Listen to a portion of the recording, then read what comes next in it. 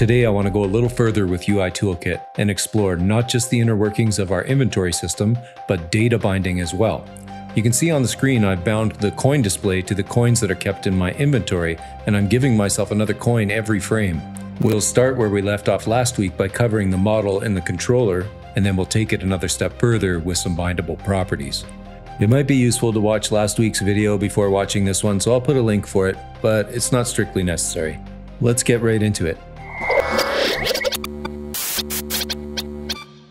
Last week we implemented a UI for our inventory system that publishes an event when one slot is dragged onto another.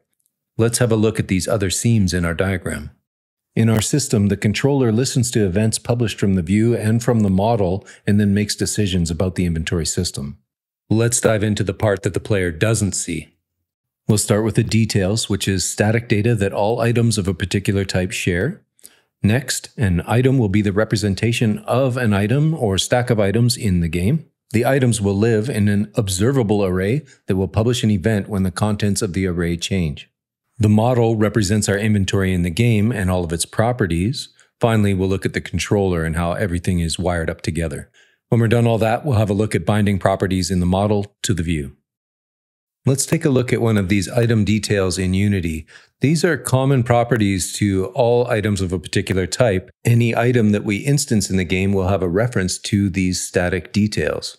This is going to let us use the flyweight pattern for all of the items, since all squids share the same sprite and they can only stack to one, have the same description, etc. Let's have a look at this in code. If I take away all my Odin tags, you'll see there's not too much to this really. It's exposing a few properties there that we can manipulate in the editor, but the most important thing here is that it has its own create method. This gives us a little factory method to be able to create an instance of an item that has a reference to these details at runtime. I'm just going to restore my Odin tags for the rest of the demo, but let's go and have a look at the item class next. So an actual item is going to have its own ID to represent itself in our world, in our game, a reference to the details, and it's going to have a quantity so in case we need to stack it. In the future, we'll add some methods so that an item knows how to serialize and deserialize itself for persistence. Now that we're familiar with those things, we can start having a look at the model.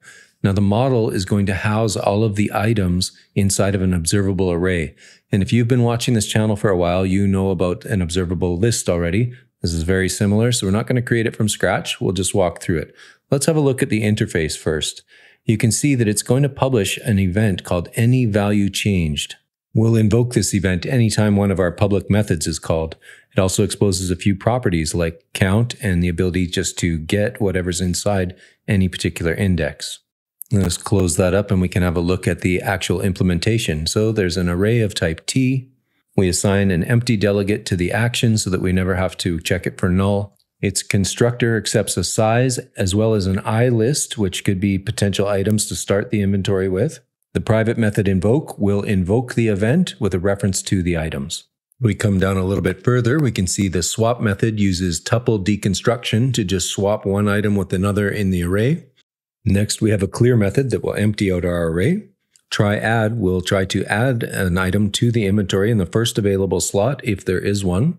Try_remove will look for a specific item in the array and try to remove it. Next, we're going to encapsulate those events that are published by the observable array with our own event. We'll call that onModelChanged. It's just a wrapper for the event that's one level deeper down. So when someone subscribes to onModelChanged, they're really subscribing to the event published by the array, and likewise when they unsubscribe.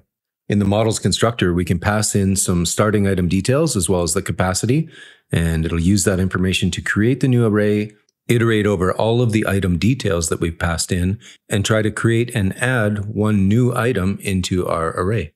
Now we'll add a few public methods here that will be operations that we can use to manipulate our inventory array. Now these first few methods don't really have too much logic. They're just pass-throughs really. Even the swap method is essentially a pass-through. The combine method will have a little bit more logic. Basically, it's going to total the items in both slots, put the total into the destination slot, and clear out the source slot. And that's it for the model. We're going to come back to visit this again when we talk about binding at the end of the video. Now let's have a look at our controller that's going to do all the thinking and logic having to do with our inventory system. First of all, this is going to need a reference to both the view and the model, and it's going to know the capacity of the entire system.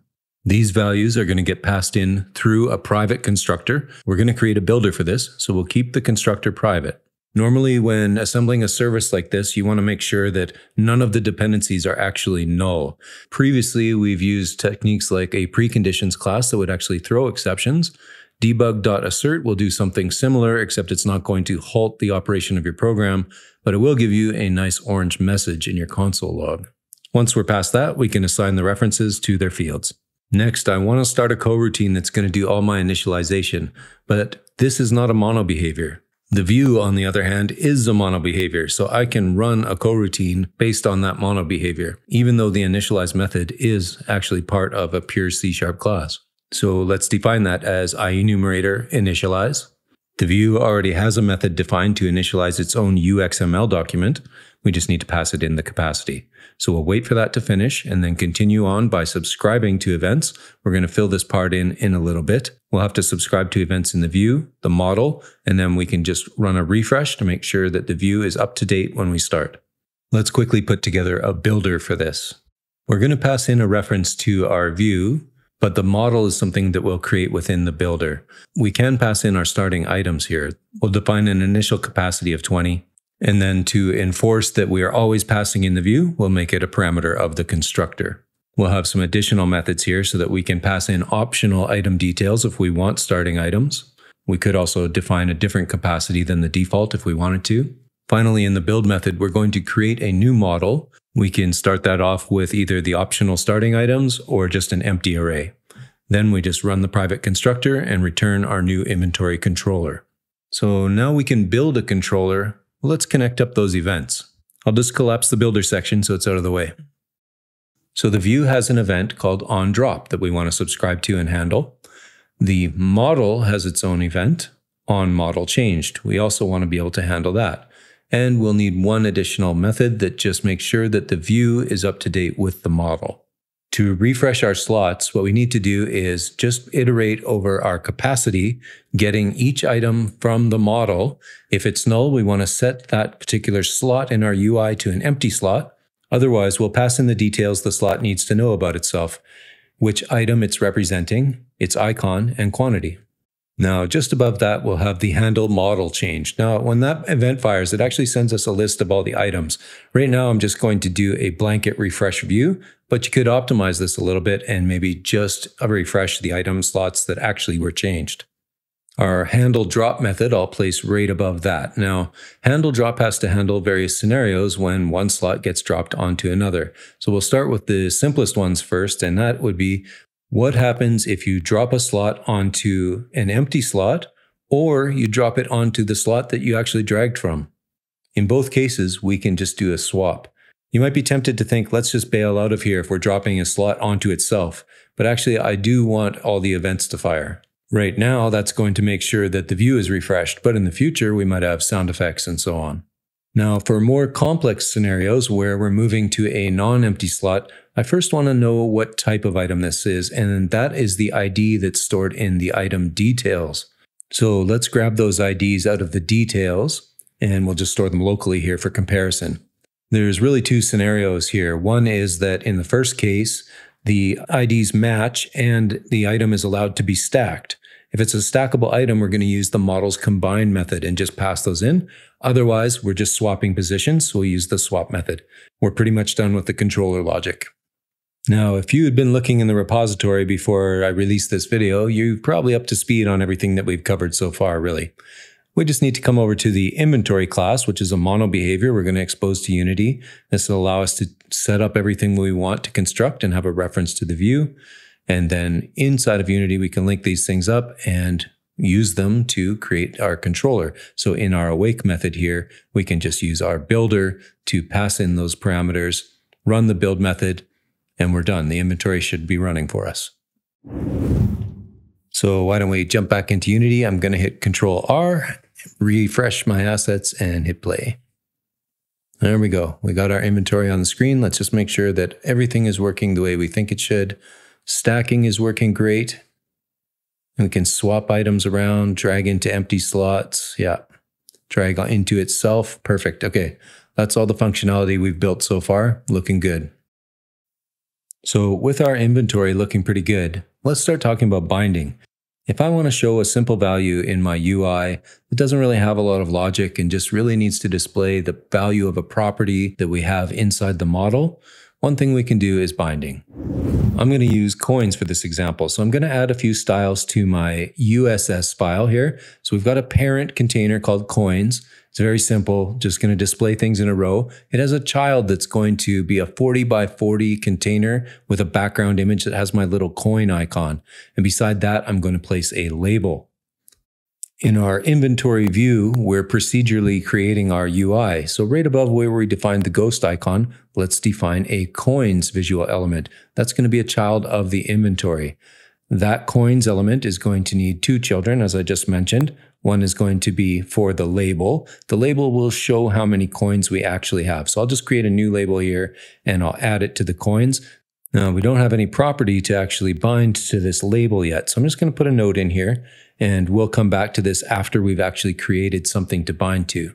It is possible to pass a reference to the model directly into the view and then bind to a property on the model directly, but I'm going to create a bit of a middleman here. Now, often you'll hear people refer to this as a view model. You see this most often in MVVM architectures, where a view model exposes data from the model in such a way that it's easy to consume by the view, but it hides all the details. Generally, you use it to expose public properties and commands for binding. To support this, I'm going to create a new class, Bindable Property, which will be of any type T. A bindable property will allow us to bind to something in the model without actually exposing the model. Our view model class can contain a combination of bindable properties and just regular properties too. Let's start with the bindable property. Now, I'm going to make this bindable property a one-way binding. That means I only really need to have a getter.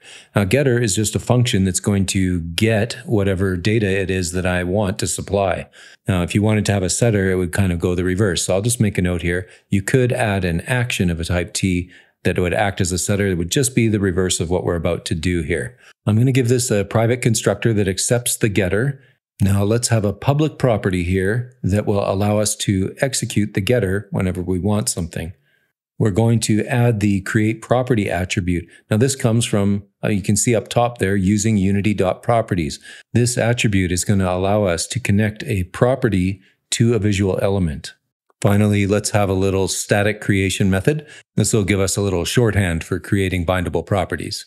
So let's have a look at how we're going to use this in a view model type of scenario.